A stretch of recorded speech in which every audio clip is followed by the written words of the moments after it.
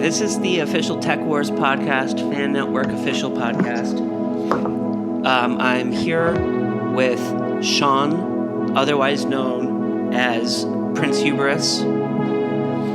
He's a legend in his own time. He's one of the best who's ever been around. And I want to talk to him today and really get in depth about his life and his character and his hopes and dreams. And I want everyone to go on a journey, a Shawn journey. The origin tale. That's, Shawn. Yeah. Let's figure this out. So, Shawn, we all know about your many adventures that you've had on Twitter. You're quite a well-known character.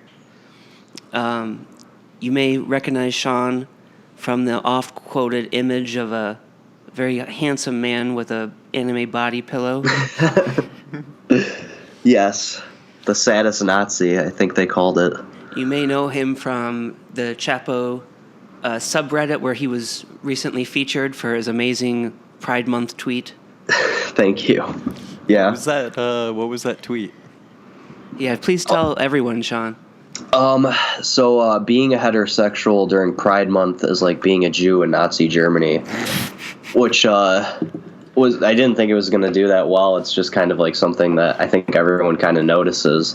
But, you have all the woke people on Twitter come at you, and especially during Pride Month, and they just get mad at you, and they don't understand that they're kind of proving my points. Like, yeah, it's a hyperbolic statement, but at the same time, like, when you position yourself to like dehumanize something, making like a hyperbolic statement, you're helping them prove like what they're saying. Yeah, exactly. Wow, that's incredible.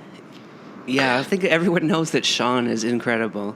Yeah, thank you. I think my favorite Shawn storyline was the MILF storyline. Yeah, you were a part of that, weren't you? I did my best not to be a part of that. Yeah. I always hate when people get involved from my escapades one way or another. I just kind of like, I don't really plan escapades either. It just kind of happens to me. But you're that kind of guy. Things just kind of happen to you. Wait, we can't just float past the MILF story. What are we talking about here? So, I don't know the details, but there was one day I suddenly got some crazy DMs from some lady begging me to like help her with Shawn, and I just said no and just like blocked her right away. I could tell it was no good. What was that, Shawn? Okay, so this would be a throwback to like a few years ago on Twitter. Yeah, so I actually have the DMs because she made a group chat with you and Beardson and was like, guys, I really need you to call me like really urgently, not a joke. And you just said fuck no and left.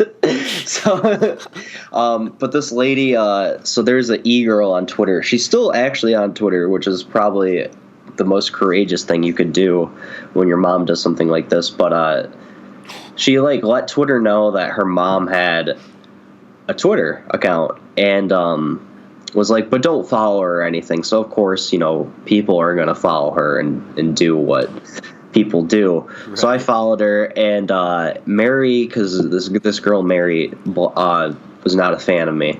She had her mom block me, and then a couple of days later she unblocked me and like followed me back. I'm like, all right, nice, so I can DM her. So I'd started DMing her and was just shooting the shit, flirting a little bit, and just generally joking around, because at that time I was like living the neat life, unemployed, just drinking every day and like working out like what aristocrats do, I'd say. And true. She's really into me, I can tell. And one night she like wants to call, and mind you, a good piece of advice for anyone listening, male or female or anything in between, always use a Google Voice number when talking to weird people like this. So I gave her my Google Voice and we chatted one night. And then the next night she got admitted to the hospital or something, and I like talked to her for 5 minutes, but she's like, that was the nicest thing anyone's ever done for me, blah blah blah. And I'm like, all right, whatever. So she was like unironically planning to come meet me in Michigan. I was like, yeah, I mean, that'd be crazy, right? So I fell asleep one night pretty early, I think like around 9 or 10. And she keeps texting me and was like, Shawn, I just bought a flight to Detroit. And I like slept in because like I didn't have a job, so it's like, what's a 14-hour sleep? Like, that's nice. So I slept in the next day, and I checked my phone because my phone had got like forwarded notifications from the Google Voice, and I have like 25 missed calls, like 60 text messages, and I'm like, oh Lord, what happened? So I read the text or read the most recent ones, and like the first ones I see are like the flight number's blah blah blah, and I'm flying into Detroit at like noon. And I check my phone, and like she's flying in at noon. I'm waking up at like 3 p.m. So I'm just like, oh, I can't. Can I call in sick today? Like, I don't need to deal with this right now. So then I logged onto Twitter after, and then saw like a bunch of DMs from people, stuff from Mary, her daughter. And like you could see the sequence of like I wish I still had it. It's somewhere on my phone, but Mary had a sequence of tweets like Shawn's actually good, and then like 2 hours later she's like, wait, maybe not, and then like an hour after that she's like, no, he fucking sucks. And so yeah, this 40-something-year-old woman flew to Detroit to meet me to hang out, quote unquote, because that's what adults do when they fly across state lines to meet other adults from Twitter. M-E-A-T. Yeah, exactly. And I just left her at the airport and blocked her number and never really dealt with that again. Holy shit. A couple days later, her mom left Twitter, and then the daughter left Twitter too. And then I think like a few months ago, Mary came back and just acted like none of that literally ever happened. So that's good for Mary. I think that's the best thing she could do. That's brave. Crazy. Yeah. I think that's definitely a high point of your Twitter life. Yeah. But I just want to talk about, because things like that are always happening to you. Yeah, and pretty much. It's something about you, so that's what I want to talk about. I want to, find that X factor that Shawn possesses. And X factor is a good word. I like that. Yeah. Yeah, I want to get in there and do some soul searching with him. Me too. I mean, I really don't know what it is, because like this kind of stuff is, especially now that Twitter is like, just makes me able to be kind of almost anywhere at once because of that's how like the internet works. But like even before growing up, like stuff would happen, but not like crazy, but not like that crazy. But now that I've been on Twitter, like this stuff is just like, oh, that's August, so that's nice. But I Can you give us an example of an early childhood Shawn happening? Let's see. I'm trying to think. Like nothing has been like that big or that great of a story. Like there's always like I guess like maybe when I like was graduating high school and Tinder was starting to be a thing. Like none of my Tinder dates went normally. Like I think you might know of the story when I dated a homeless girl. No, or I haven't heard this. Lord! All right, so I didn't actually. Let me rephrase. I didn't date her, but I took her out on a date, and maybe just my X factor is not noticing red flags. But this is one of my favorite stories. So Tinder was blowing up. This was like way back in the early days of Tinder, where you just got unlimited swipes, and men would just always right swipe 2012, 2013, yeah. Yeah. And men would just right swipe because that's what men do, and then women would choose, and you go through what you get. So I matched with this girl. She was all right. She was like a 7 out of 10. I just gotten out of a long relationship for like 2.5 years. So I'm at work. I worked about 45 minutes away from my house where I lived at the time. So this was out in like Milford, Brighton area. So I'm right swiping at work. I match with this girl and like talk to her a little bit, and she seems like she's either kind of dumb or just not good at texting. And I'm like, well, that's fine, because like I'm not very good at texting, and like we're 10 sentences in, and this is even before like the age of like stud pickup lines or anything, where it's just like a normal conversation. Then I ask her out, and she said yeah, and I'm like, all right, cool. So we set something up for that Saturday. So Saturday comes around, I text her in the morning, make sure she didn't like cancel or anything. She's like, no, I'll be here. Like, how about like around like 6 or 7? I'm like, yeah, perfect. So I drive out, mind you, 45 minutes to where her side of town, and pick her up. And like while I'm driving there, I'm like, wait, she didn't really give me an address. I'm just like kind of driving to my work. So I text her and I'm like, hey, where do you want me to pick you up from? And she's like, oh, I'm like in the process of like moving right now. So you can pick me up from this park. I'm like, didn't really think much of it. So I pick her up from the park, and I get to the park, and I park, and on the other side of like the lot, there I see an SUV, and like the SUV is full of like miscellaneous stuff, like not just like like bags of like laundry or anything like that. There was that, but like the thing that really stuck out and like struck me the most was like there was an empty fish tank in there, and I was like, okay, like. Just like one of each thing from the item section in the Goodwill store. Yeah, more or less. Yeah, it was like there was objects in it at least, like that would fit in a house, not in an SUV. So I see her swinging on like the swing set, and I like get out and introduce myself, and I meet her, and she's like, she looks like her pictures. Her teeth were a little messed up, but she was nice. So I'm like, all right, so. I'm not really from the side of town, but do you want to like go somewhere and get a drink? And she's like, oh, well, I'm not 21. And I'm like, oh, but you're Tinder. And she cuts me off immediately and says, no, don't worry, I'm 19. And I'm like, okay. So That's Shawn. I know. In this day and age, I would get canceled for that pretty quickly. Woody Allen. Allen. Jerry Seinfeld-esque. Yeah. So I'm like, all right, well. Do you want to get lunch somewhere, or do you want to get dinner around here? And she's like, yeah, sure, I know a really good place. And I'm like thinking, all right, cool. So like, we can go get dinner. I'll like order a drink and loosen up a little bit, and then things go well. We'll go back to my house. So I'm like, all right, I'll follow your lead. So she directs me, and I pull into a Coney Island, which is like just a diner. Like the most expensive thing there is like a Salisbury steak for like $12. Mm-hmm. So this is like a first date. I'm like thinking, okay, this is a very cheap first date. I'm not gonna like turn my nose to this. But on the way there, she's telling me about how the past weekend she went to she tripped in the woods, and then tripped over like a branch or something, and swore she got something caught in her leg, and like was complaining about it the whole car ride. And she's like, yeah, like it still hurts. I went and got x-rays, but they ran the x-rays and they didn't see anything. So I'm thinking in my head, like, women are just hypochondriacs. Like there's nothing in there. Yeah, this is Morgellons sickness kind of thing. Exactly. So I'm just like, yeah, whatever. I'm like, that sucks. I mean, like, I wish I knew more. Otherwise, like, I could take a look at it. But yeah, and then it gets to a point always in those conversations where it's like, there's nothing I can do about what you're talking about. Right. So why you keep telling me about it? Right. I'm just like, okay. I mean, like, once it gets later in the story, you'll kind of see where this goes. But just like, all right. So we sit down in the diner, and we order food, and I ordered like, I don't know, like chicken finger pita or something, and she orders just cheese fries, just like nacho cheese on fries. And I'm like, oh, and she's like, yeah, I'm a vegetarian. I'm like, okay, I mean, like I would think like a salad or something, but all right.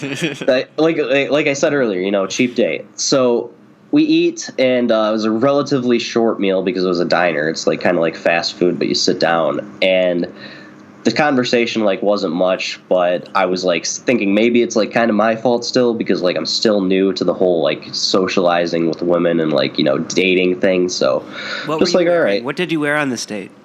I'm pretty sure I definitely wore blue polo with like khaki jeans, because that's like my go-to even now. Like that's your signature. That's the signature Shawn move. Now, if it's in the winter, I'll do a flannel, though. I'll change it up a little bit for him. Grow a beard, too. So, finish the meal, and I'm like, all right, well, do you want to go back to my place, and, like, we can get something to drink and hang out there? And she's like, yeah, sure. So, we're driving back. Conversation's all right for like most of the car ride. I can't really remember much of what we talked about, but it's like another 45-minute drive back to my house. Pretty long drive. So I'm like, hey, let's stop at Meijer so we can get like something to drink and like chase her. And she's like, all right, cool. So we go to Meijer and walk in, and I'm like, what do you prefer? And she goes straight to the bottomest shelf of whiskey. and it picks out something called R&R. It might be rum, but I'm pretty sure it's whiskey. No, it's definitely rum. So she can't type. She orders nacho cheese fries on the first date because she's a vegetarian. Yeah. And she gets R&R rum for. Yeah. It was like $12 for a handle. These are some red flags, Shawn. I know. Trust me. I was in my bros group chat at the time, and they're all just like immediately once I told them about the SUV, they're like, "Is she homeless?" And I'm like, "I don't know." So I'm just going with it. But it's good. Yeah, I mean, you're giving this person a chance. Yeah, I'm benefit of the doubt. There you go. People can't say that Shawn is a bad guy. You know, Shawn. He met someone. He was willing to hear what was going on, talk to them. Mm-hmm. You know, nothing wrong with that. Thank you. So pick out the cheapest rum that we could find, like not on purpose. That's just, I guess, what her preference was, which kind of says a little bit about the person. But we get that, and I think we got like Diet Cherry Coke or something, and we go back to my place. And like the way that my house was set up at the time, it was like kind of like a boarding house. So like we all shared the kitchen and the living room, but then like our bedrooms were a lot bigger, so like it was more of like a studio apartment setup. So I had like my bed in there, and my computer had like a large TV screen that I used as an entertainment center. So we did like the traditional thing of like, you know, when you first meet somebody, you just watch like YouTube videos together, right? So I was like going to show her a video, and then she's like, "Oh, have you ever heard of the band 21 Pilots?" And I was like, "No, I haven't. Are they any good?" And she's like, "Oh my God, they're my favorite band. Let me show you." And just kept going on about 21 Pilots. So she takes over the computer and plays me not one, not two, but 8 back-to-back 21 Pilot music videos. So I'm like, okay, this is not what I had anticipated at all. So, you know, I have alcohol, and it's like, you know, the only thing that's going to make this better is if I drink a little bit more. Yeah, so I start pounding shots. I make her a mixed drink, and I'm like, okay, like, let's do this. By the 7th song, I was just like, was trying to cut her off and like intervene, and she's like dead set on it. So the 8th one, she's like going to play another one. I'm like, no, it's all right. You know, I actually downloaded us a movie. She's like, oh, really? Which one? I'm like, it's like an indie film. It just came out. It's called Turbo Kid. So I guess this was in 2015. I thought it was earlier, but I guess it was 2015. Turbo Kid's really good, excellent indie film. It's pretty short. It's interesting because like the full penultimate climax is in like the last 15 minutes, which kind of plays a part later.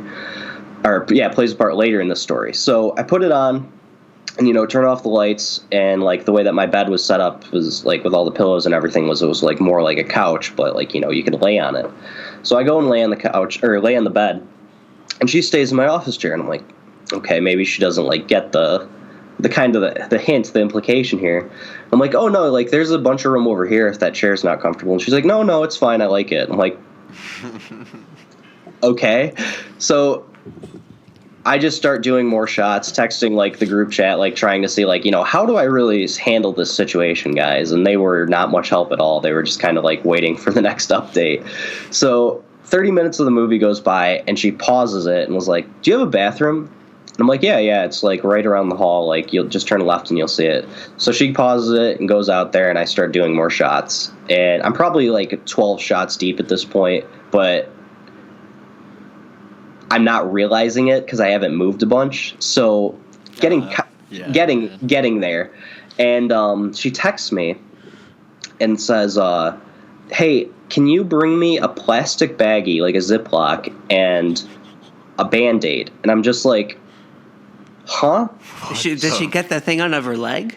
Oh, hold on. Oh, So I go upstairs to the upstairs bathroom, get like, you know, whatever she had, like the triage, I guess, that she asked for, and bring it down, like shove it through the door, or like shove it through the crack in the door. She like opened it, and I go like back in my bed, and I'm just like confused, like, I'm getting goosebumps, man. But before I can really like finish any sort of thought, she comes like charging out of the bathroom, like hand outstretched, or like out in front of her, outstretched, and a plastic baggie in it. And sure enough, there's a 2-inch barb of like some piece of foliage in it. And she's like, see, I told you there was something in my leg. And I'm just like, at that point, like, this has to end. Like, I have to take her home. That's when I realize I am way too fucking drunk to not just drive 45 minutes back to wherever she sleeps. Oh my God. And back to my house without, like, risking a DUI. So I'm like, we're in it. We're in it for this, the full run, boys. So Holy shit.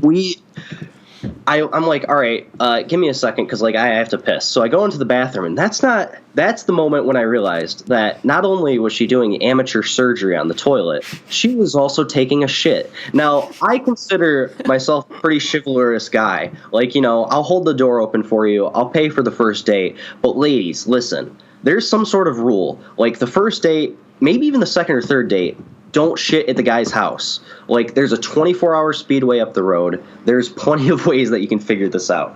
So she shit in the bathroom while also getting this thing out of her leg. And then just goes back to, like, best part, goes back to the same office chair to watch the movie.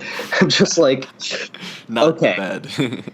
Okay, so whatever. I try and to, like, let her know, like, hey, there's still room here. And she's like, oh, no, it's fine. I'm like, okay. So we unpause the movie, continue it, and, like, at the last, like, 10, 15 minutes, like I said, right when the movie starts to get really good and the conclusion's coming, she lays down on the bed. And I'm like, all right, well, you know what? I'm already in it for the movie, so I'm going to finish this, and then, like, if, I'll make a move. Like, I think that every guy knows what that means.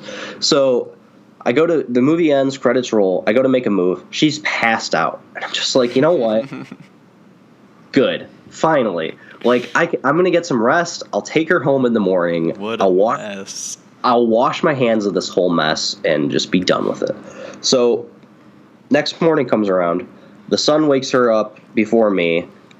And then the sun hits my eyes, and I, like, wake up, and she's, like, awake. And she's like, oh, hey, you're really cute when you sleep. And I'm like, oh, thanks. And she's like, so why didn't you make a move on me last night? And I was like, oh, well, you were, like, on the office chair. And she's like, no, after that. And I'm like, well, you were asleep. And she's like, so? And I'm like, that's like rape. That's rape. And she's like, I mean, I would have been fine with it. And I'm just like, oh. And then she's like, before I can really even make a reaction, because, like, at that, hearing that, I knew my face made something work. And she's like, oh, so do you want to get breakfast now? And I'm just like, holy no, shit. Actually, I've got a ton going on today. I've got to drop stuff off at the laundromat, go to the farmer's market, just making shit up. And so I'm like, so I should take you home. She's like, okay, cool. So I'm like, so where do you live? And she's like, oh, you can just drop me back off at the park then. I'm like, all right. So it was a pretty quiet ride all the way to the park, if you could believe it or not. Didn't really say much to each other. And then I drop her off the park, and she gets out and was like, all right, bye. And I didn't get out or, like, really say much. So I drive away. Next day, she texts me, and she's like, oh, this weekend was a lot of fun. We should do it again. And I didn't respond. 2 days later, says the same thing, and I didn't respond. And then I think, like, maybe a week later, she texts me again. And I think after that, she kind of got the picture. But, yeah, that was another normal thing that happens. See, some people would see that as a funny story, but I see it as a sad story. Yeah, I do wonder if she could have been the one, if she, like, kept the barb and looks back at it from time to time, like the one that got away. I mean, we don't know what the deal was. She could have had some incredible story. Who knows? And yeah. She could have been, like, the one person in the world who would really accept Shawn. Mm-hmm. So it's like I don't want to sit here and make fun of this person. I want to sort of recognize the real tragedy that happened. Thank you. Like a yeah, and then this play. is the beauty of Shawn, is because people think that, Shawn, that you're always putting on this big thing, and that this is all supposed to be funny. But I see it as, a human tragedy unfolding. That's really true. I mean, like, that's how I feel about it most times. Like, especially after that story, I was like, geez, like, what is, like, how do I deal with that? And, like, here's this broken person, and Shawn, you're this broken person. Thank you. And yes. you're trying to make some sort of connection, and it's just such a bizarre scenario that it just doesn't work out. But you stuck and everyone with walks it. away with a feeling in their heart that maybe something else could have happened. Or yeah. You gave her the chance that night. You probably gave her the happiest moment she's ever had, and I think that's something to cherish. I unironically agree with that, because Shawn is a treasure, and I don't like tolerating people who try to bring Shawn down, because he really is just a sweet dear man. I try. Yeah, I mean, a lot of people do that, but it doesn't stick. It doesn't seem to work for some reason. So I'm thankful for that.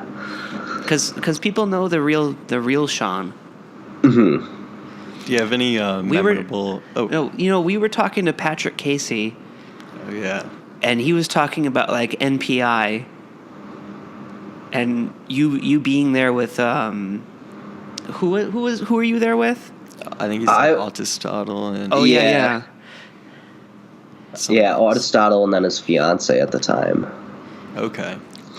And you guys were there, and then you got so much shit for being part of that sort of the more civic nationalist kind of thing. Yeah, they I mean, a bunch of people use that. I think again, like going back to like, the bizarre scenarios is like, so I took that picture, and then recently, like last year, I think end of last year, or maybe it was the beginning of last year, Stavros from Cumtown was in town. So I went and saw his show, and then like took a picture with him after, and then somebody posted it to the Cumtown subreddit with like also my picture of IE, and was like trying to make a very like elaborate link between like Nick Mullen and white nationalists and stuff. And like it's still going on, and I'm just like, I honestly don't need to do anything anymore at this point. It's just a matter of like me taking a photo with somebody, and then like wild rumors or whatever form from it. Like, hey, you guys are way more creative than I am. You've invented the perpetual clout machine. Something like that. But let's go back to the beginning. Mm-hmm. Is that when do you think that you became the person that you are? When do you think that all this stuff really started happening to you? Was there a moment that you looked around yourself and you realized how deep you were, and how infamous you have become? It wouldn't be like as young as childhood, because in childhood I like just thought like stuff kind of happened to everybody, and didn't realize like some stuff was unique to me, and like I don't have specific examples like at least too much offhand, but like probably I think maybe after like 2016 and 2017, when somebody was like, oh yeah, like random people I knew, like I got recognized for my Twitter once, and that was like the weirdest thing to me, because I was like, I would not talk to anybody about Twitter in real life. I mean, now it's kind of normal, but a lot of the stuff that since then, and just like staying on Twitter and like just really just being myself has like led to a lot of weird friendships, great friendships too, like you guys, and like a lot of like weird enemies and stuff, and I mean, of course, the occasional run-ins with the law and everything. It's just I didn't ever really consider myself deep, but I just did consider like a lot of the stuff that happens to me like not normal, especially when other people look at it and they're like, that's not like an aghast, like that's fucked up, like they're concerned for me, but like that's like wild. Like if anybody else said it, it would sound made up, but like since I know you, it's true. So what are some highlights of these? You said getting in with the law. Did you have the FBI come after you? Shawn. Sort of. They never came after me. When I got doxxed after NPI, so like 2016, it was 7 months later. So like way later. I'm like at my house, like getting ready to work out, and like wearing a cutoff tee and like short shorts, and it was the same house as the homeless girl, and the front door was on the other side, so I didn't hear it, but my windows to my bedroom were open, and it was on the ground level. So I'm sitting there, and I'm actually about to smoke weed, because that was back when I used to smoke weed, and I like have like my like bong in my hands, and I'm just like waiting a second, and then I hear like a knock on the window, and it's like, oh no, Shawn McCaffrey, it's the FBI, and I'm like, what? Like this is like a dare ad at this point, like how?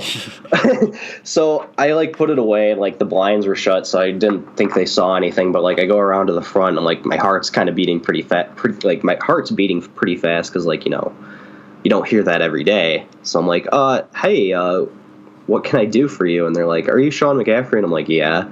And I had my phone with me, and they're like, we're with the FBI, and we have a few questions for you. And I'm like, immediately I'm just like, can I take a picture with you guys? And they're like, no, no, you can't. I'm like, all right, well, they're like, can we come in? I'm like, no, we can go out back, because like my roommate was home, and I didn't really want to explain to him like anything.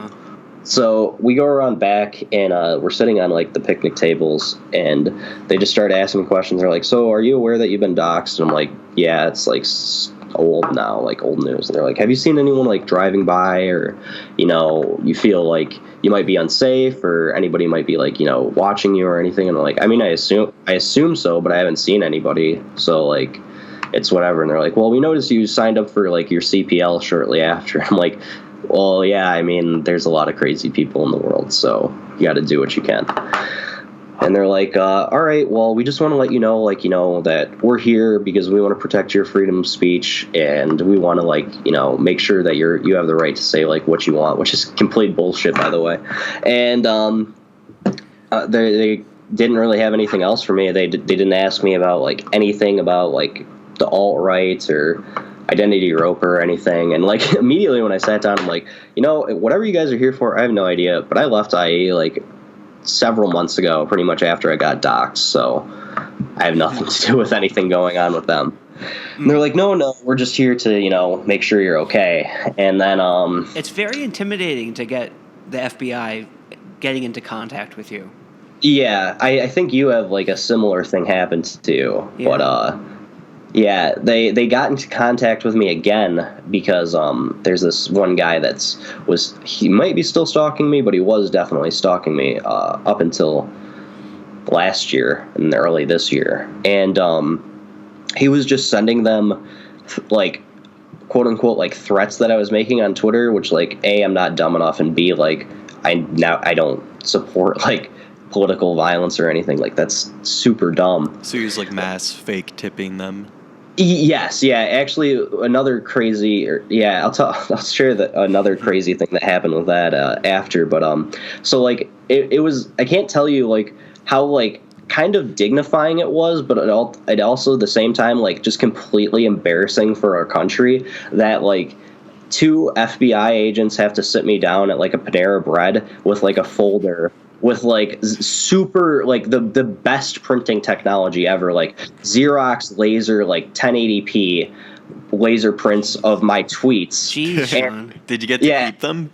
No, I wish I did. They wouldn't let me take pictures either. But my favorite one, because like I've been through a few Twitter accounts at this time, was they're like, we get most of these are jokes, and like we even think they're funny. They the first time they met me too was they did tell me that they knew about the anime pillow, and I'm like, that's great. So, and yeah, this is what really blows my mind is that like an FBI agent like actually has to read your Twitter account and on the clock. Yeah. And try and decipher like, memes and stuff. So, but like the one that really concerned them was a tweet that I made that was a pun. And they're like, if somebody approaches me at the grocery store or anywhere, even at a grocery store, and talks to me about the merits on women voting, I will turn into Elliot Rodger and turn that place into Isle Vista. But instead of like ISLE, It was AI. Yeah. So they didn't get that. They didn't get the pun that I was going for. And I had to explain that to them. And they're like, oh. And the one guy was completely not impressed at all with my joke and was like, all that set up for just that? And I'm like, hey, it got like 100 retweets. So like you got to kind of respect it. So that was another one. But another great Shawn story was when I was visiting, because I dated an e-girl off Twitter. And the first time that I was flying down to meet her, I was trying to keep it on the DL just because I didn't want any trouble. But one way or another, this creepy guy found out. And while I was in transit from Detroit to Houston, he called in an FBI a tip to the sheriff's office of Houston saying that I was on my way down there to abduct a young woman. Now, mind you, that's kind of funny. Wait, did he know who you were? The creepy guy did, yeah. This was some guy that's been like going after me on Twitter for years now. Wow. And why is this guy going after you? honestly, and I say this like because I know when I piss people off and like get a good troll and get under a person's skin, I have no idea with this dude. The only thing I remember was being in a DM group with him and making fun of his hand at one point. Oh no! But this is the crazy thing, because I have noticed that my stalkers is that they come from a kind of a weird place where they kind of like want to be friends with you.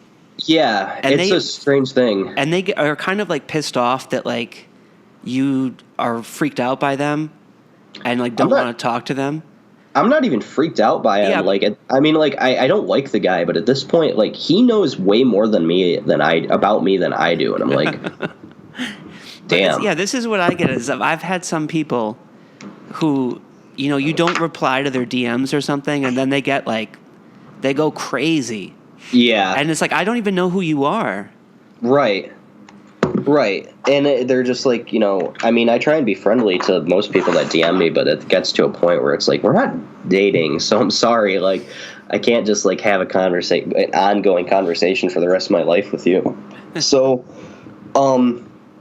yeah, he calls in a tip to the sheriff's office and says that, and they were about to call out an Amber Alert on me.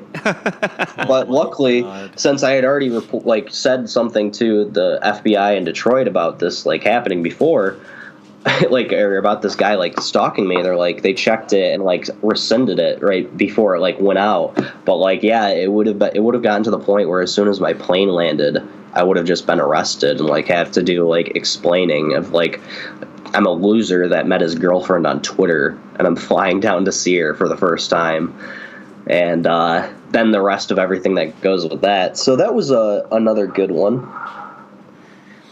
I can't believe that people want to go after you like this.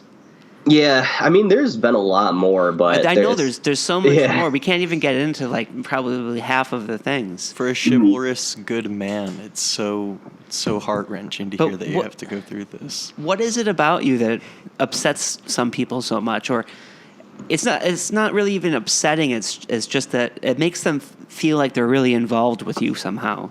Yeah, I see.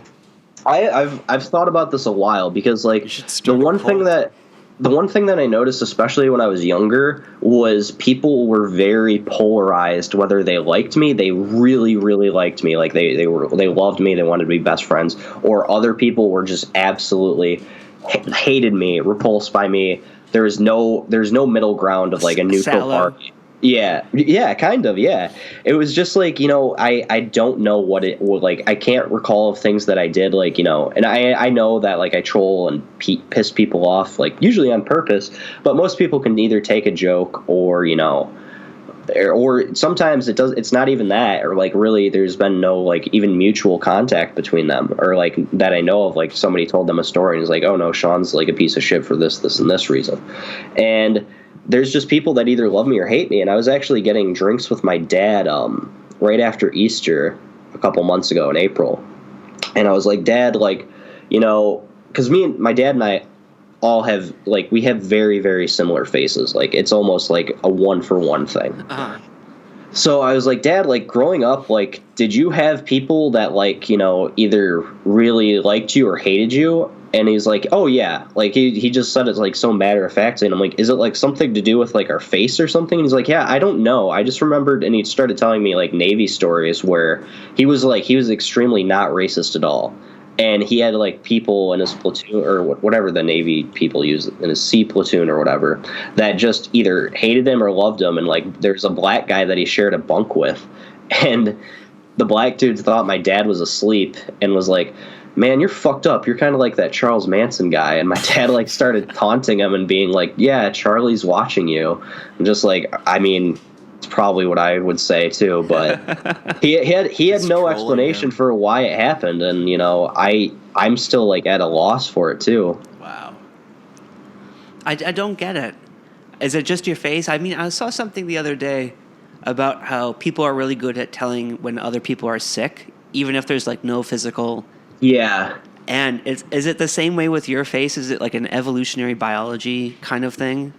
It might be. So I saw something that was like all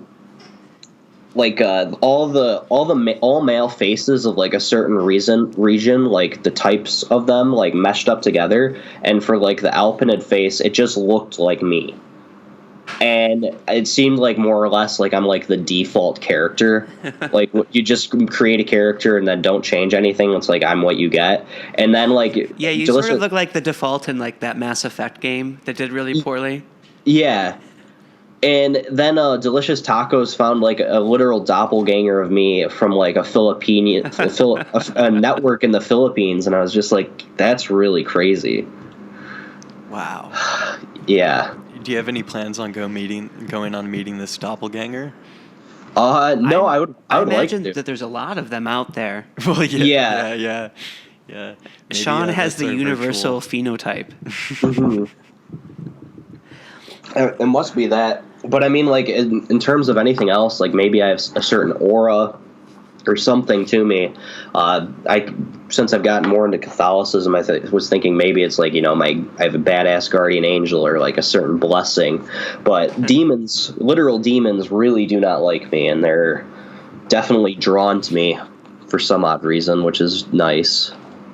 And they So appear on swing sets in the form of women in SUVs with antiques.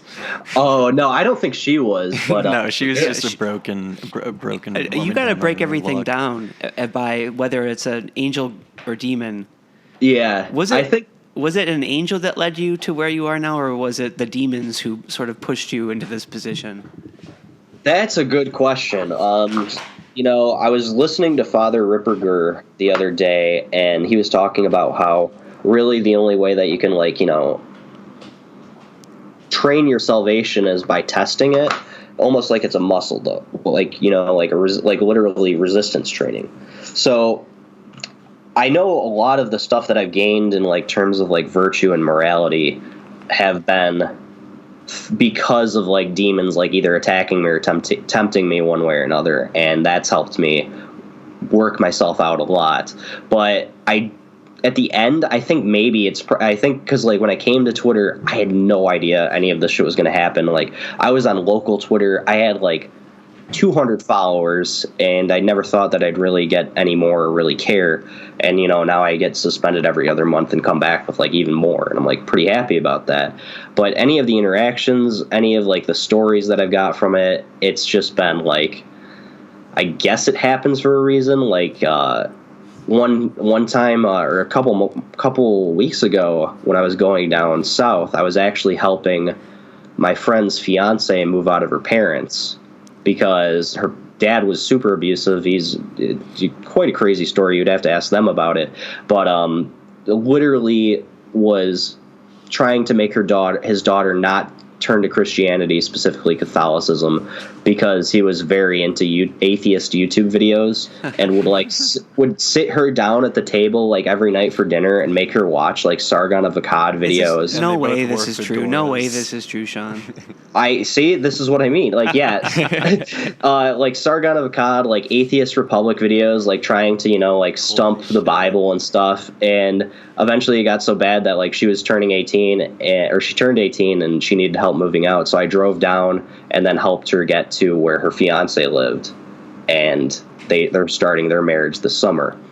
So it's just like, I think that was probably a better thing, and like I was supposed to do it supposed to be here for a reason or meet people for a reason. But there's definitely other stuff that has happened, like with the whole thing with Mary's mom and stuff, that I'm like, I don't know what to make of that, as if it was like a test of faith or sanity or what it was. When you were little, what did you dream that you would do one day? Okay, so how close is your life now to what you dreamed of? It's pretty close, honestly. So I'm like unemployed now. The only thing that I really do is the sweat and then live stream on like RuneScape. But like most of the time when I live stream on RuneScape, I'm not actually talking about the game like I want to. People are just coming in and asking me questions about like health and like the stuff that I used to tweet about. And I'm just answering those questions and getting paid for it. But like literally when I was younger, one of the first movies that I remember seeing was Office Space, and I really liked it because I knew my dad liked it. And then when I watched it when I was older, I was like, okay, I get it now. And then when I watched it when I was like an adult, I was like, okay, I get it now after like working jobs and everything. But when I was a kid, I didn't want to grow up and be anything. Like I just didn't want to do anything. I wanted to just not work, I guess, and just do whatever I wanted. And now how my life is, it's pretty close to that. But in high school, the closest thing that the real career that I wanted, because I did like TV class. I mean, I guess like the TV story is like kind of something that's like a early Shawn X Factor story. But I wanted to be a radio DJ. I was a radio DJ for a time. Yeah, I mean, that seems like the best job in, like, you know, doing a radio show. And, like, when I talked to my teacher, because everyone else was there for, like, TV editing and learning how to make film because YouTube was, like, getting bigger. And I was just like, no, I want to do the radio. And my teacher's like, well, we're getting rid of, like, the radio portion because, like, the radio is dead with the internet. And I was like, oh, okay. And then, you know, podcasting came around pretty shortly after, and now it's getting pretty huge. And I was like, well, thanks, Teach. Like, you were wrong. You should go back and show her your clout. Be like, check this out, bitch. Watch the Weekly Sweat. Yeah. Yeah. Well, Warren, don't call women the bitch word on the stream. Oh, I apologize. We respect especially women with on good this Shawn. stream. I apologize if all the lady listeners out there. I do respect that teacher, even though, like, my politics hasn't really changed since I was in high school till now. But I remembered she was, like, really pro-choice and, like, kind of starting feminism. And we didn't agree on much, but I would always try and push her buttons because we'd make, like openers for, like, the daily news for our school. And all the openers I did were never accepted because they were, like, too edgy or, like, they had, like, risque, like, kind of, like, you know, references. Right. But that was on purpose because it was funny and interesting. So I remembered one where I got this girl from my school to, like, you know, she was, like, crying on her bed and, like, holding something in her hand, and, like, her, like, boyfriend walked by and, like, then, like, turns his head and, like, sees her crying and sits down next to her.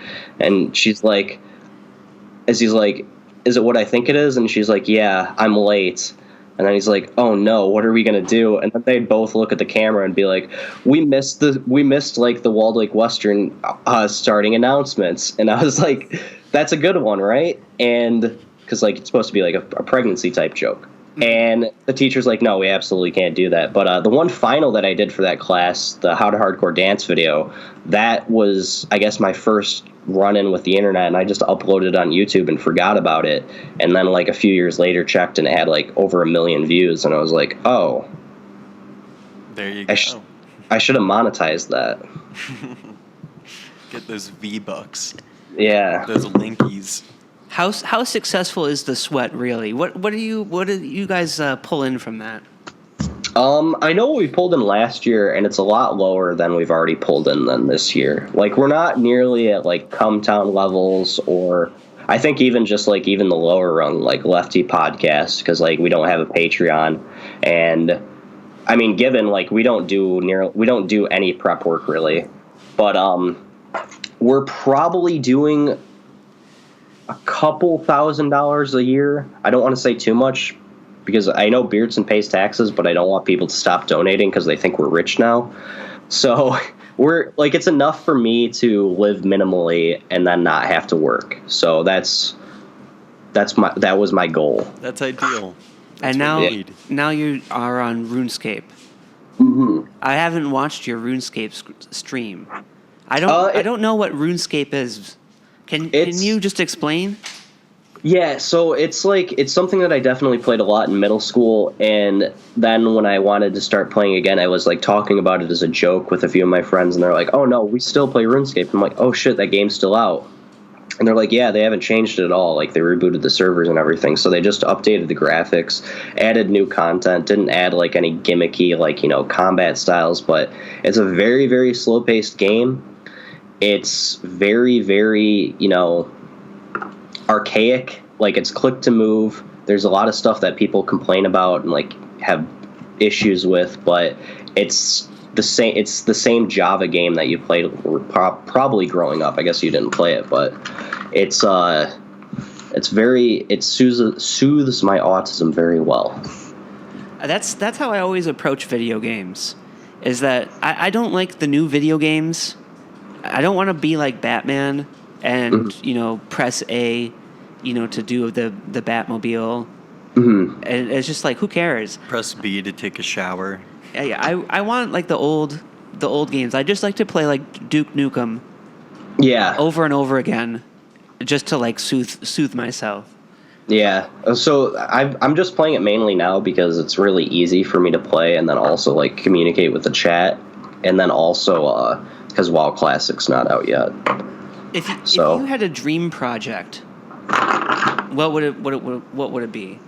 I don't know. Logo asked me something similar about like in terms of like a game design, and I had a couple ideas for that, but I'm not sure. I'm working on a book now, but it's probably not going to be. Yeah, it's not going to be released probably not until like next year.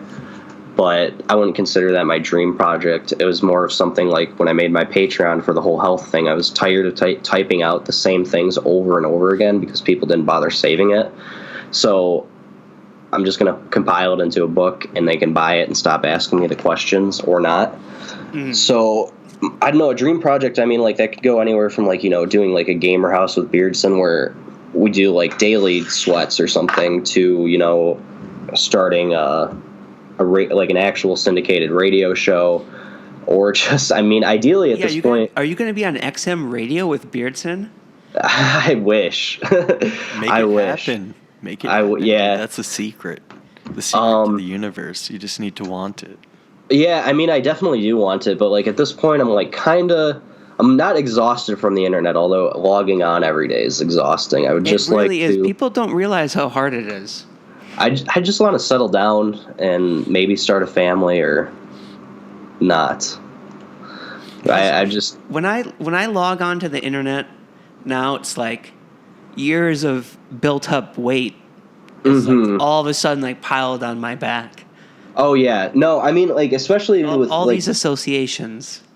Yeah, it's just, and you've seen it grow from like, where everything was like 10 or 11 years ago where people were like, it's the SJWs to like, now it's like like a fucking animatron or whatever. What's the thing the Power Rangers thing morph into? Ultron. No, it's the Megazord.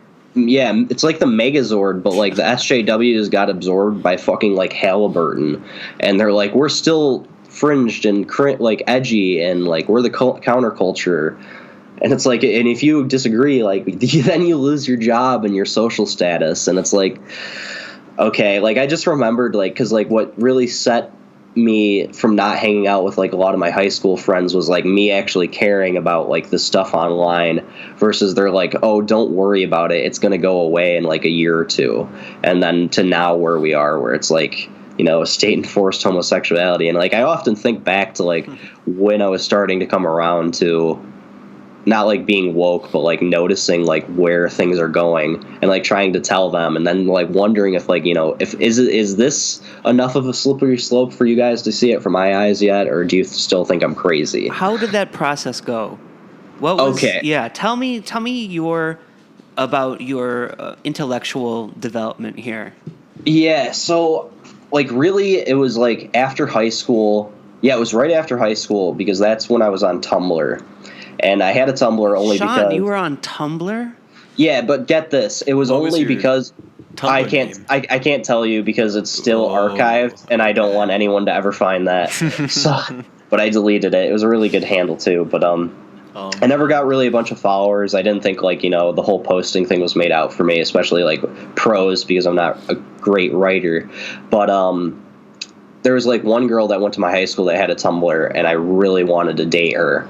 So, of course, I had to make one and then try and, like, work my way in through that angle, which didn't work. But I stayed on Tumblr anyways because it was, like, nobody reads this, so I can just, like, post whatever I want. But then I started, like, I was still following people from high school, and all these, like, liberal white girls that, like, grew up in, like, $500,000 houses went off to school and started, like, what was it, reblogging stuff about white male privilege and stuff, and like meanwhile, like there was months at a time where I would like be homeless. I'm just thinking like the audacity that you cunts have, because like you probably know my situation. I've told you before, and you're like still think that like I can get away, like I go around raping women, or like I can just like go into a job and like shake a guy's hand and like get it. It's like you guys are out of your mind. So I started like airing my concern, like my stress about that, and like my guy friends were like, yeah, it's kind of fucked up, but like who cares, like they're just dumb, like it's just like Megan. And I'm like, all right, whatever. And then after that it was like the whole white privilege thing, and things started to get a little bit worse, and I was like, all right, whatever, I'm just gonna hang out on Reddit. And then I saw Reddit go right down the shitter and like get bought by advertisements and change their policies and stuff. And like I didn't even go to like any of the edgy subreddits like Coontown or anything. Like what really pissed me off was when they banned Fat People Hate, because I was like, this seems like it's doing something good, because like people come here and they want to lose weight, and like yeah, they're mean and brutal, but I guess it's like a net positive. So they banned that, and I'm just like, man, this is all so messed up. Like I got to figure out what's going on. So I remembered, and were you on the men's rights subreddit? No, I went to it, but I was like really unimpressed with like what they were trying to do, because they were like mostly talking about like custody battles and stuff. And like, yeah, I mean like that's important, but like there's like actual like battles you could be winning right now. But they didn't care. And then, I mean, I guess they just turned into like the PUA sphere anyways. So I left before that and then just started going. I remember Jim, Mr. Medicare, and at the time he was an internet aristocrat, mentioned like 8chan. So I like went to 8chan and was like seeing what they were all about. And then I was like, okay, I get like cultural Marxism and stuff now. And then from there it was just like kind of to where I'm at now. After that I was just like, none of this fucking probably matters. No matter how much we complain about it or point stuff out, it's just a matter of like, I guess, going to church or finding peace with yourself. So you've gone down this path that a lot of people have gone down. I think if we were talking to a kind of blue check journal or something right now, is that they would say that this kind of proves the point of why someone like Jordan Peterson needs to be banned. Yeah. Someone might read the Jordan Peterson book and then they'll do exactly what you did, and they'll look at these subreddits, so we have to ban the subreddits, and they'll go in 8chan, so we have to quarantine that. I could see that, but like I mean, why was 8chan in the news a few weeks ago? I can't remember what it was for. The New Zealand guy. The New Zealand guy, and then I think also the synagogue shooter in Cali. Yeah. And it was definitely the second shooting, because you just had blue check marks tweeting out about like how to get to, like, not that it's hard, you don't have to install like Tor or anything, but like what 8chan is, what board to go to, and it's like they're directing all these people that kind of like already, because even if you're just like a dumbass like MAGA tard that like probably reports my tweets because I don't like gay people or whatever, like you're now sending them to like a poll where their first like sticky thread is all about infographics and hate graphs and like statistics and then studies to back them up. And if you were fucking like running a Q account on Twitter and have that much time, like you're gonna go through that and parse some of the information and be like, okay, I'm gonna draw my own conclusions. And it's like, yeah, Jordan Peterson isn't really like directing people there like you guys are. Do you think the media is doing that maybe on purpose on a 5D level? I don't know. We were talking to Logo about this. Yes. Yeah. I mean, that depends on how much you think like that, like the media is competent or not. Like that's the real question, I think, of like the 21st century is like, is the powers that be competent, or is this just like a paper-clipped Rube Goldberg machine kind of working its way out? Because I think these people are just doing it to drive clicks, and they think that like they could be being played for useless idiots or useful idiots, whatever.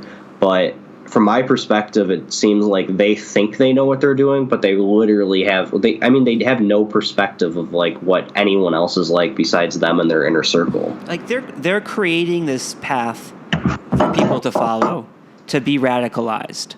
Mm-hmm. Like they're the ones creating it so they can, change reality to create the narrative that they want to tell about, Trump and other things. Mm-hmm. And I sort of have always felt like my duty on Twitter is to take people along that path and make sure they don't get fooled. Mm-hmm. And I think you do a good job of that. By sort of heightening their sense of irony and, bringing them away from the sort of bad place that I think that people want us to be drawn. Yeah.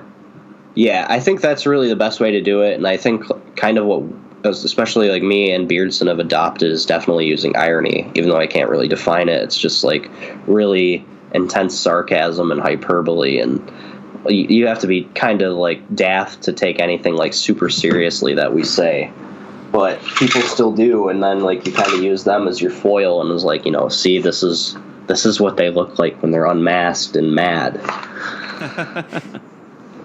Do you think that, contrary to what a lot of people would say about you, like people from the outside, they might look at you and say that this guy, that he's the worst of the worst, that he's a very radicalized guy, he's radicalizing other people.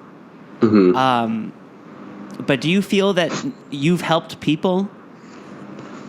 Oh, yeah, definitely. I mean, like, that's kind of what the whole SWAT turned into, especially like 2017, 2018, when Beardson and I came back. Or I guess even when the SWAT was first starting, I remembered, even though I was blackout drunk most of the times, like the first episodes where we started like kind of like showing people and like telling from experience how much we knew like people in the alt-right, like whether it's Richard Spencer or people at TRS, wherever they are kind of pieces of shit and don't actually care about you. And like we were warning people like way ahead of like Charlottesville actually happening, not to go. Like if you go, you're an idiot. Like you have nothing to gain there. You're like, not like that you're walking into like, whatever the fucking Wignats say, like you're walking into an execution, although it's kind of what it was like, you guys are literally going to do nothing. The media is not going to like give you a fair chance or a fair side to hear your story. And also the people that are going and leading it, like Cantwell and stuff, are notoriously bad figures. And if you follow them, like you get what you get. And a bunch of our fans now are like people that actually went or were thinking about going, and they're like, you guys saved me from that, or like kind of showed me that there was another way. And it's like, you can still care about like whatever politics you want, and we might not care about them anymore, but just do it in a smart way. I am opposed to organization. I guess I am too. I mean, it's just, and nowadays it's like you can't really trust anybody, and especially on the internet, like most of these people, like if you have to get to this side, I guess this side of the internet, or even like the other side, like I wouldn't say there's something wrong with you, but it takes a unique person, and usually too many unique individuals don't work anything out. So it really is. It goes in a weird direction, because I think that all these people have these complicated emotions about what's going on in the world. Mm-hmm. And then you have some people who are willing to step up and say, let's convert that into some sort of political change.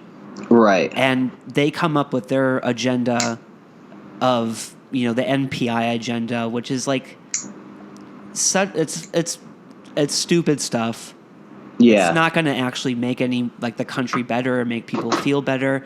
It's not going to bring people closer together. It's like all just a pipe dream. It's like vaporware, and it gets all these crappy associations with. Yeah, and even if it's like the most effeminate thing or effete thing, like the Proud Boys is like they're getting like what's his face. Gavin McInnes is like sworn them off and like says like, no, I regret creating that. And then like there's Proud Boy members getting like charged with a RICO for being in a gang, and it's like nuts, because like that they're like were more or less like a very cleaned and sterile version of NPI or whatever, and that's still happening to them. So like the one thing that I noticed early on, like that the alt-right could have done that was their strength, was just they have the power to touch anything and turn it into shit. They're like the reverse Midas touch. So like anything they touch or cling on to collapses, or they try and make something like our guy or our symbol or whatever, and it just like emulates into flames. You get a balding Cantwell. Yeah, and well, not even just that is like what are all the other stuff that they branded onto, like the Tiki Torch March and like white polos. Like now, like if you're seen like in a white polo, like that's like a certain individual. Fred Perry. So like they could fashy haircut. Yeah, they could have done so much more, like about like turning like the U.S. flag into a symbol of white supremacy, and that's not even a hard reach for most people. That's just all they had to do. But they're like, no, we can't go the American nationalist route. And it's like it's not. Nobody cares what you fucking think, dude. No one's reading your Twitter. You have 50 followers. Shut the fuck up. Like the skull mask now. The skull mask is seen as like Adam Waffen. The Adam Waffen or the whole like Wignat terrorist thing or whatever it may be. And it's like, man, you guys could have done this like with anime masks. And then like have news reports on how like if your son or daughter is wearing an anime mask, it's like, oh, you keep a close eye on them, and it's like because that's like what seems like a better way to go is sort of making the narrative into like a ridiculous thing that can't be supported. Yeah, that's like the whole Pepe thing, right? I mean, the point is to sort of draw attention to like how unreal kind of this whole cultural war and social media war is. Yeah, and then it goes back to the journalists too, because it's like these are the people writing it, and like every night they come out with something else. Like this is now like the milk thing of symbol of white supremacy. Like that was good. That was an accident. I didn't really mean to do that, but that was like another thing that like you look at that and like I think even last year at like some genetics conference in California, they even had a full panel on like why lactose intolerance is not like a symbol. Like they were trying to like debunk it. Oh my god! Because this narrative is how they want to control us. Mm-hmm. They're trying to set it up in such a way to make people play roles within this narrative that they set out. And it's like you can be in the counter protesters or the protesters, but come here at this specific time. We're going to film it and broadcast what happens. And you guys, there's one of two roles you can play. Mm-hmm. And people are just automatically drawn like moths to that. Yeah. I want a third position where we just get to watch from the sidelines, but that doesn't really exist. I mean, like the whole KKK rally that took on, I think, a week ago. Time doesn't exist anymore, but yeah, I think it was like a week ago in Davison or Ohio, and it was just like there was 10 KKK guys and then like 200 counter protesters of like more than that. There was furries. You had every type of cosplayer there. It was insane, and that way, like I think kind of they. Unfortunately, they kind of got the point. They're like, they're going to show up with like a huge freak show, and then people are going to see it and kind of make a decision one way or another. And it's like, yeah, I think they did. And it's. I feel like the superhero conventions and the fan conventions and stuff is that they have sort of trained people to go into these. Oh, I could see that definitely, yeah. Because there's a strong correlation of like protesters wearing costumes versus looking at protesters in the past where they didn't look serious, but like they just dressed normally in the era. But now it's like a carnival kind of thing. Yeah. It's like the medieval carnival. It's a spectacle. You're a smart guy, Shawn. Thank you. This is what people don't get. I mean, this is the thought that goes into every tweet that you make. And people typos and all. Yeah, people are just like, these are stupid tweets, but really underneath all of it is a very complex thought process. It's like 12 rules for life, but if it was actually good. I haven't read it. Have you read it, Shawn? What's that? 12 Rules for Life or whatever, Jordan Peterson's book. Oh no. I mean, I guess I could read the rules. Like, the one book that I would say that is beneficial for most people, especially if you have trouble relating to people, is How to Win Friends and Influence People. That's probably better than, like, whatever political book you're telling people to read. Like, not you, but, like, read Culture of Critique or read Siege. It's like, nah. Did you read Culture of Critique? Yeah, I did. What did you think of it? It was okay. I mean, like, I was really at the time like super into it. I took like notes and like highlighted stuff and marked pages and stuff so I could use them for like fictitious arguments that I never ended up having. And now I'm just like, I mean, like I can explain it. Well, I could explain it well, but it's like, no, what's the point? Because I posted some stuff on Twitter about how the whole approach in culture of critique is Marxist. And Really? Yeah, because I mean it's just basically like an ideological kind of slant on it. You know, Yeah. Marx comes up with the theory of ideology, and you know the ideology is how a group of people in society sort of like self-reproduce their like way of life. Mm-hmm. And so it's not really far from there to like a racial sort of ideology. No. It's saying that the Jews have come up with like Freudianism and stuff in order to benefit themselves. And that's like a Marxist ideological kind of argument. So I said that it was like Marxist, and a lot of people on Twitter, when I said this, got so pissed off at me. Yeah, well, people aren't willing to, and that's another thing too, is like, even the people that probably mostly agree with you, if they can't understand you, or like if your takes or opinions or ideas don't fully align with them, they look at you like as an enemy. It's not just that the right does this too, like the left is doing it and has been doing it much longer, but they do woke policing much better. They're very sensitive. People are very sensitive about the out group in group signaling. And Yeah. if you break that, then people will freak out on you. I love to do that. I mean, when I control someone. I mean, I'm suspended right now for trolling this DSA guy. Yeah, And that's must have been good. People really like that. But then when I try to troll like white nationalism or something, like really hardcore, like stupid stuff, like people. There's some people who take it equally as badly as DSA people coming into my replies. It's the you can dish it out but can't take it effect. It's we've just reached like a complete point of polarization. Like, you probably remember like a year. I mean, it feels like forever ago, but like a year ago when the whole internet blood sports thing was really taking off, and like they may have started it with good intents of debating, but they always devolved into shouting matches and doxing and. Cannibalism and just like canceling and sharing dirty laundry and secrets and stuff.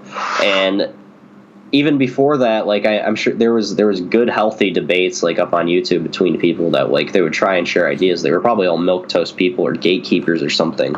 But now we've reached a point in like national rhetoric or worldwide rhetoric that most people will just say, "Shut up, like you're a gay retard," or like, "Oh, that's a yikes for me," and that's like where we're at in terms of talking to each other. That's a yikes.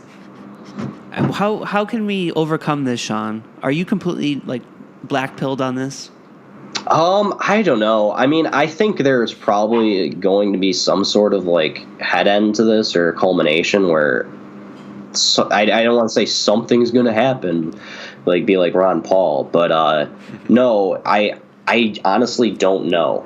I know like what I can still do to get a rise out of people, and it's like an ever shrinking window of like, most of it evolves around timing and stuff, but it's just getting to the point where it's just you're either on one side or the other, kind of like what you were saying earlier. It's like, with the protesters, it's like you're either on one side or the other, and even if you're on like sort of like the right side, but you don't, like, you're a Zionist, you don't believe in like anything that the alt-right does, it's like it really doesn't matter because you're going to get painted along with them anyways. Not that you should like change your opinions, but that's just like where we're at. And like if you try and say anything else, like, I'm sorry, but that's like a pipe dream. If you're against the CIA, that's now like a far right position.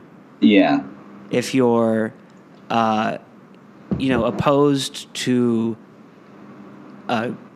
child sex, right, that's becoming kind of a far right position.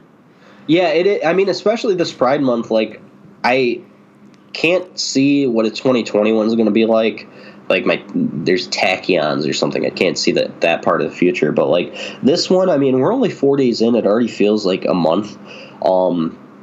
That's also kind of just the internet fucking with us and like our dopamine sense of time. It's strange because if you look at like Black History Month, there's nothing like that. Like someone will say on February 1st, like, oh, it's Black History Month. Mm-hmm. And I can see like Black History Month makes a lot more sense because it's more like, let's take a couple of minutes just to like think about some of the good things that Black people have done in American history. And the hardships they went through, I'm not going to be one of those people that says, why isn't there a white person history month? It's like, I remember people doing that, and it's like, dude, just shut up. We get Martin Luther King Day off. Like, be quiet. Yeah, and it's just a little bit of history. It doesn't hurt anyone, and it doesn't really get shoved into your face or anything. No. But like this now, Pride Month, it's like every logo of a corporation is a rainbow. 4 days. And it's like you hear about it nonstop ever since it started. Yeah, pretty much. I mean, it's like, I don't know, like it's like our Coachella almost. It does feel like something is like pushing it. Oh, there certainly is. I mean, I was at the mall yesterday because that's ironically that's the only place like we can find a Chick-fil-A in Michigan now, or East for now. They're building more, thankfully. But me and my friend made a road trip to this mall. It was like 30 minutes away to get Chick-fil-A, and we're walking around looking at the stores, and like almost every store had unnecessary Pride Month like merchandise or Pride Month like, we're celebrating and we accept you, and like, the whole love is love thing. And I was just like, this is like, we walked past 3 stores back to back and I'm like, this is kind of nuts. I should probably start taking photos. But the one store that really got me was like a girl's makeup store. And this was like, seemed like a pole meme come to life because they were doing like the whole pedosexual thing, right? And they straight up had on like their Pride thing, like all ages, all genders, all something or else. Like I have the picture on my phone. All ages, all genders, and what else was there? That's pretty incredible. Yeah, it gets into kind of a weird territory. Because if you even look at like Chick-fil-A, mm-hmm. what did they really do? Is it I think the fact that they did nothing. They gave like a relatively small amount of money to like a youth charity that was like also Christian. Yeah. And it wasn't even like they donated to some like political campaign that was like extremely like hateful or anything. Yeah. It was just like a Christian like youth group that also was, not super pro homosexuality. Right. But not like a hate group.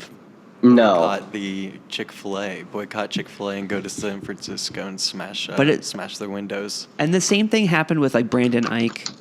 We saw that. Yep, 2014 with Brendan Ike.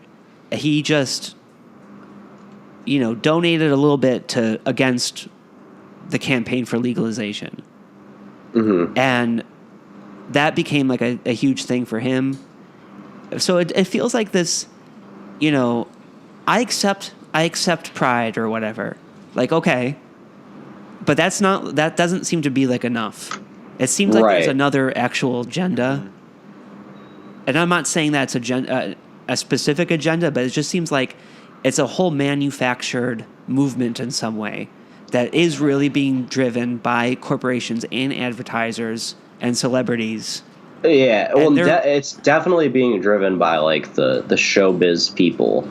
Corporations, like I would normally be like, oh, just like Occam's razor. Like now that it's legal and they see it, because like it definitely is part of like capitalism. Like now that it's commodified, they're like, yeah, of course we're gonna make money off of it. Like LGBT stands for let's go buy things. But at the same time, it's not just that. It's like there is a specific, like you said, like a specific agenda that's pushing these people, and it's like, well, do we just let that keep happening or what? I think something similar happened with the celebrities as did the corporations. Because I think the celebrities is that they were trying to like be good people, and that they wanted to do this, campaigning for LGBT rights, and it was sort of went good. People responded to it, but then they're like high on their own ability to kind of influence the debate on that. Yeah. So they just push it more and more because they get like the positive feedback from it. Right. And so now it's sort of like snowballed into like this really aggressive phenomenon. Yeah, well, I mean, you have like the craziest thing about that too, and like kind of in a similar vein, like, you know, it's easy to generalize these people because, like, I don't know, they kind of make it more easy. Like, I don't want to generalize them, but, you know, if it looks like a duck and quacks like a duck. But, like, you have like a bunch of like showbiz people again, like being like, oh, well, we're not going to film in Georgia because of the abortion thing. And it's like, okay, like, of course, like, you guys are going to signal and like do whatever. It's like, not that like Georgia makes a ton of money from like that, but it, you know, you get like social credits, and then like the people that like love you are just going to be like, oh my God, she supports my opinions. That's so cool. Like, my totally acceptable opinions on infanticide. That's great.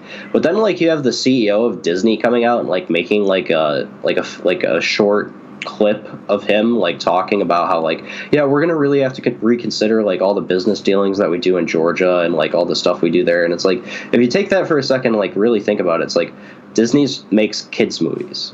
Their prime audience is children, and here you have the CEO like telling them like, no, like, it's really cool if you don't kill the upcoming people that are going to watch our products. And it's like, so I guess their plan is, and it's working very well, of just keeping, you know, like the millennials and probably the Gen Z race as well, just keeping them infantile and like man children or woman children, and just like they're just going to keep releasing nostalgia flicks for the next eternity.